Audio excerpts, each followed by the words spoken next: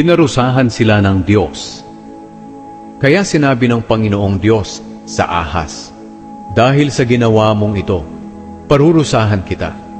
Sa lahat ng hayop, ikaw lang ang makakaranas ng sumpang ito. Sa buong buhay mo'y gagapang ka sa pamamagitan ng iyong tiyan, at ang bibig mo ay palaging makakakain ng alikabok. Ikaw at ang babae ay mag-aaway. Ang lahi mo at ang lahi niya ay mag-aaway din. Dudurugin niya ang ulo mo, at tutuklawin mo ang sakong niya."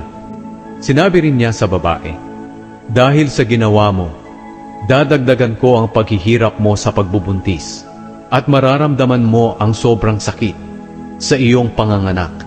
Pero sa kabila niyan, hahangarin mo pa rin ang iyong asawa, at maghahari siya sa iyo." Sinabi rin niya sa lalaki, "Dahil naniwala ka sa asawa mo, at kumain ng bunga ng punong kahoy na ipinagbawal ko sa inyo, susumpain ko ang lupa, kaya sa buong buhay mo ay magpapakahirap ka ng husto para makakain. Tutubo sa lupa ang mga damo at halamang may tinik.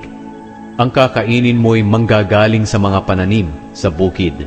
Kinakailangang magpakahirap ka ng husto para makakain, hanggang sa bumalik ka sa lupa na iyong pinagmulan. Dahil sa lupa ka nagmula, sa lupa ka rin babalik." Pinangalanan ni Adan ang asawa niya na Eva, dahil siya ang magiging ina ng lahat ng tao. Pagkatapos, gumawa ang Panginoong Diyos ng damit mula sa balat ng hayop para kay Adan at sa asawa nito.